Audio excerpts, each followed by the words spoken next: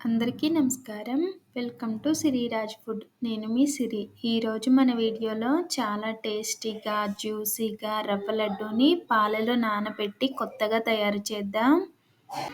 ఈ లడ్డూలు టేస్ట్ కూడా చాలా బాగుంటాయి. అలానే గట్టి పడకుండా సాఫ్ట్‌గా ఉంటాయి. ఈ వీడియో మీకు నచ్చితే తప్పకుండా like, share and subscribe friends. దీనికోసం ముందుగా ఒక గిన్నెలోకి 2 కప్పుల రవ్వ తీసుకుంటున్నా. 2 కప్పుల రవ్వకి 2 కప్పుల పాలు కరెక్ట్‌గా సరిపోతాయన్నమాట.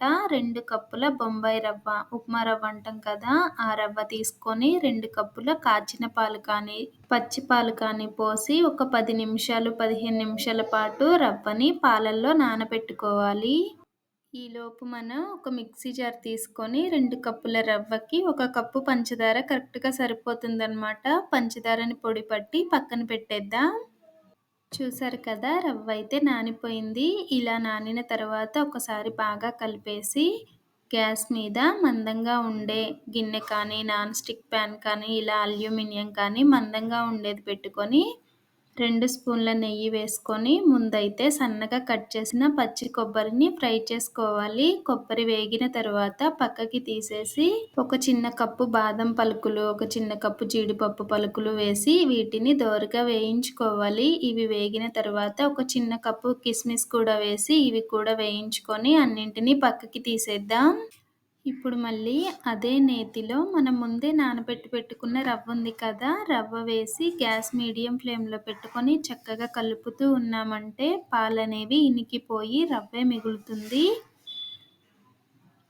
ఫస్ట్ వేయగానే పాలలో నానబెట్టిన రవ్వ అనేది కొంచెం ముద్దలుగా అనిపించినా కానీ మనం కలుపుతూ ఉన్నామంటే చక్కగా విడిపోయి పొడి పొడిగా రవ్వలాగా అయిపోతుంది.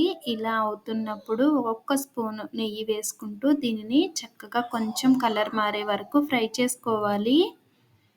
గ్యాస్ మీడియం ఫ్లేమ్‌లో పెట్టుకొని ఇలా వేయిస్తూ ఉన్నామంటే రవ్వ అనేది చక్కగా వేగుతుంది. చూసారు కదా! కొంచెం కలర్ మారింది. ఇలా మారిన తర్వాత పక్కకి ప్లేట్‌లోకి తీసేద్దాం. ఇలా రవ్వని ప్లేట్‌లో పోసేసిన తర్వాత వేడిగా ఉన్నప్పుడే మనం ముందు మిక్సీ పట్టి పెట్టుకున్న పంచదార పొడి ఉంది కదా! ఆ పంచదార పొడి, మనం వేయించుకున్న బాదం, జీడిపప్పు, కిస్మిస్‌లు, పచ్చి కొబ్బరి అన్నీ వేసి ఇదంతా మంచిగా కలిసేలాగా కలుపుకోవాలి. మనం ముందే లడ్డూలు చుట్టుకోవడానికి వీలుగా, పిండి కలుపుకోవడానికి వీలుగా ఉండే బేషన్‌లో కానీ, పెద్ద గిన్నెలో కానీ పోస్తే బెటరు. నేనిక్కడ ప్లేట్‌లో వేసా కదా! అసలు కలపడం కుదరలేదనమాట. అందుకే వేరే బేషన్‌లో ఏసైతే కలిపి చక్కగా లడ్డూలు చుడుతున్నా. ఇలా రవ్వ లడ్డు ఒక్కసారి ట్రై చేసి చూడండి. జ్యూసీగా టేస్ట్ చాలా బావుంటుంది.